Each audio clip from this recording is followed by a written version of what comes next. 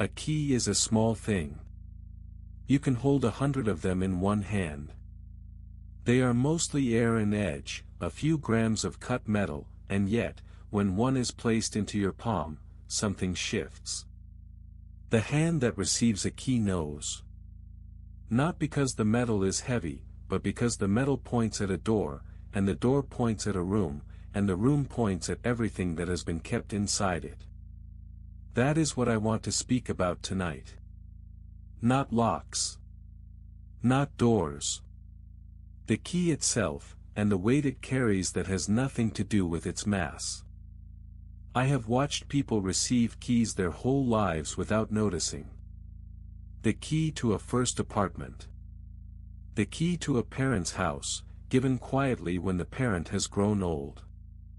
The key to a drawer that holds letters no one else has read. Each one weighs almost nothing. Each one changes the person who pockets it. Tonight I want to sit with that, slowly, and turn it over the way one turns a stone in the hand, looking for the side that was buried. Hold a key, any key, and look at it. The shaft is shaped to fit one specific shape inside one specific mechanism. It will not work on the door beside it. It will not work on the door across the street. This is the first thing the key teaches. It is a piece of matter that has been made narrow on purpose. Most objects in your life are general. A spoon will lift any soup. A chair will hold any sitter. A key refuses this. A key has been filed down to a single conversation between itself and one lock somewhere in the world. That narrowness is the source of the weight. Generality is light. Specificity is heavy. When something is shaped to fit only one thing, it begins to belong to that thing, and you, holding it, begin to belong to the relationship between them. You are no longer the owner of a piece of metal. You are the carrier of an agreement. Consider the moment a key is handed over.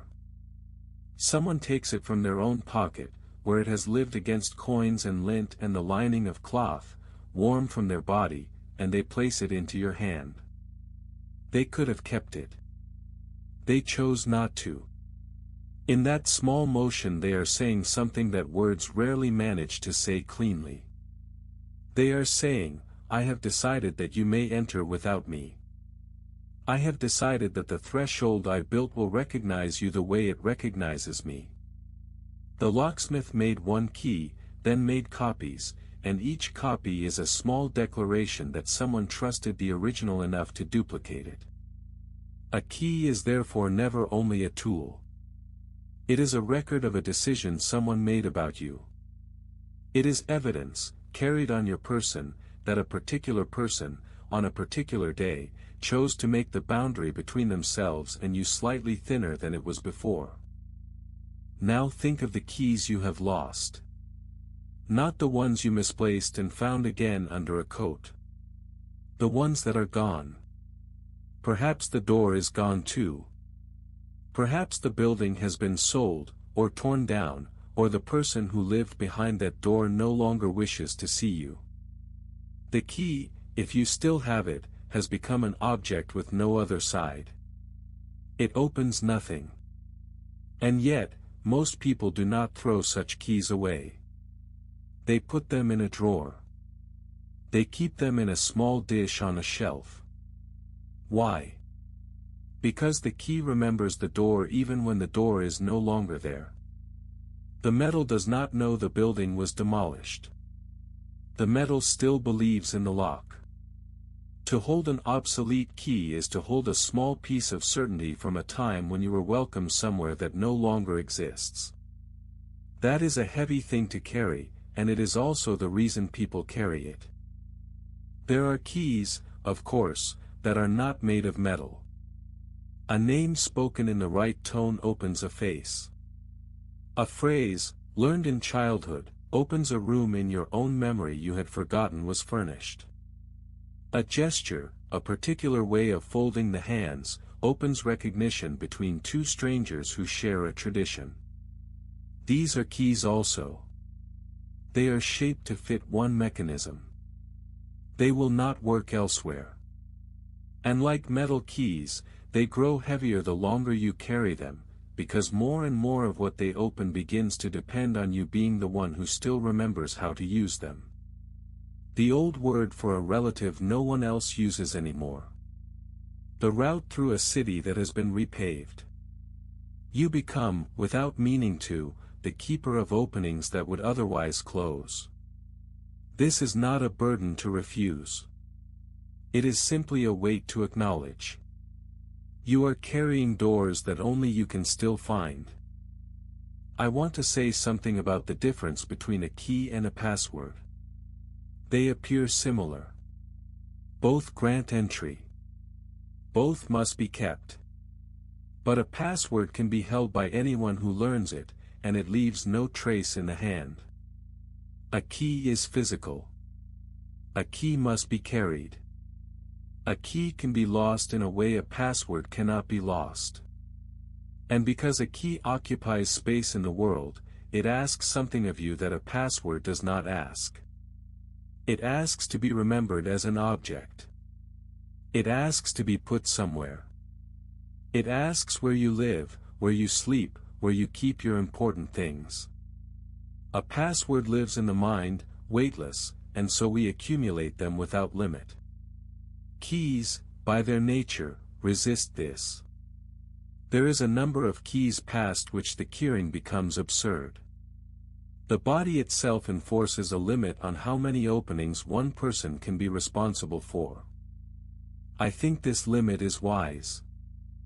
There is a particular moment I want to describe.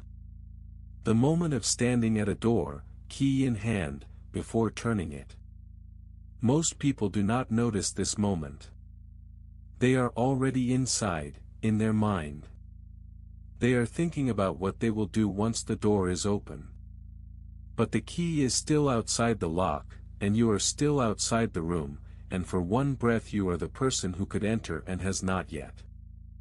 This is the position the key gives you that nothing else gives. The threshold pause. The lock is not yet engaged. The room does not yet know you are coming. You could turn around. You could knock instead of enter. You could simply stand there. Most rooms, most days, do not deserve this pause. But occasionally a door is important enough that the pause becomes the entire event, and the turning of the key afterward is only paperwork. Learn to feel the pause. It is where the key does its real work. I have known people who collect keys. Old skeleton keys, hotel keys with brass tags, keys from countries they have visited. They hang them on the wall. They display them. I do not mock this. I think they are responding, without naming it, to the thing I am describing tonight. They feel the residue. They sense that each key was once aimed at one specific door, and that the door, wherever it now is, was once important to someone. To gather many keys in one place is to gather many silent agreements. The wall of keys is a wall of small, finished trusts. None of them open anything in the collector's life. That is the point. They are testimonials. They say, somewhere, someone was let in. Somewhere, someone was kept out. The mechanism worked. The arrangement held. And then the building changed, and the key came loose, and floated until this hand caught it. Ask yourself, tonight, who has given you a key? Not only metal ones. Who has handed you something shaped to fit only them? A confession that no one else has heard. The name they were called as a child. The location of a wound. These are keys, and they were placed in your hand on purpose. Ask whether you have carried them well. Ask whether you have kept them on a ring with too many other keys, jangling, easy to confuse, easy to drop. Or whether you have given each one its own pocket. The weight of a key is not the weight of the metal. It is the weight of the choice the giver made when they decided you could be trusted to stand at their door. To honor a key is to remember, every time you use it, that you were chosen to be capable of using it. Most people forget this within a week. The forgetting is not cruelty. It is only the slow softening of attention. But it can be resisted. There is also the question of the keys you have given. I will not ask you to count them. I will ask you to consider whether you remember to whom. Each one is a thinning of a wall you built. Each one is still out there, in someone's pocket, on someone's ring, in someone's drawer, whether or not you are still in contact with the person. You have left openings in yourself across the lives of others, and some of those openings are still functional. This is not a thing to fear. It is a thing to know. A person who has given many keys and forgotten them has more thresholds than they realize. A person who has given keys carefully, and remembers each one, has a kind of map of their own life that most people never draw. Drawing that map is not nostalgia. It is accounting. It is knowing which of your doors can still be opened by hands other than your own. I will tell you what I believe about all of this, though I hold it lightly. I believe a life is measured, in part, by the keys it has been entrusted with, and by what the carrier did with them. Not how many. How well. A single key, carried for 40 years, used 1,000 times to enter a room where someone waited, may weigh more at the end than 1,000 keys carried briefly. The metal is not the metal. The metal is the years. The metal is the times you came home and the door knew you. The metal is the times you let yourself in quietly because the person inside was sleeping and you did not want to wake them. The metal is the times you locked the door behind you because what was inside was worth protecting. A key remembers all of this, in a way, by continuing to fit. Its persistence is its testimony. So tonight, before you sleep, find one key. Any key. Take it off the ring if it is on a ring. Hold it in your palm. Feel that it weighs almost nothing. Then think of the door.